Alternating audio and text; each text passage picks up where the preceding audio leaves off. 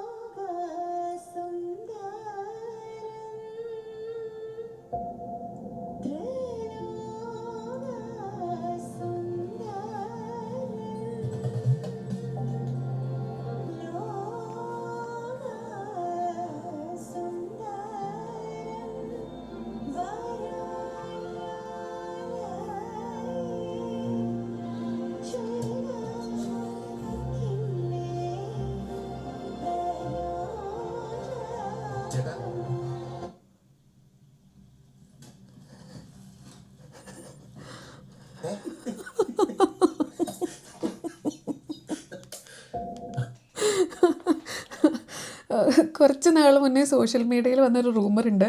അത് ബ്ലസ്സി ലാലേട്ടൻ കോംബോയിൽ ലാലേട്ടൻ ചെയ്യുന്ന ഒരു കഥാപാത്രത്തെ പറ്റിയായിരുന്നു. ഒരു ക്രോസ് ഡ്രസ്സർ കഥാപാത്രമായ ലാലേട്ടൻ താമസിക്കുന്നത് ഒരു ബോയ്സ് ഹോസ്റ്റലിൻ്റെ അടുത്താണ്.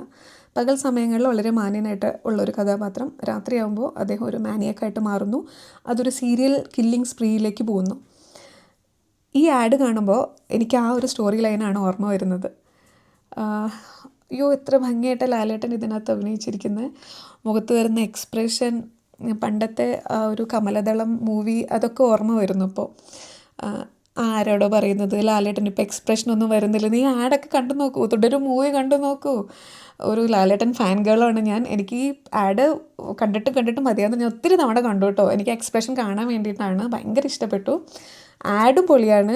പിന്നെ പ്രകാശ് വർമ്മ സാറിൻ്റെ ഡയറക്ഷനും സൂപ്പറാണ്. ഇനി ഇതുപോലത്തെ ആഡുകൾ കൂടുതൽ വരട്ടെ.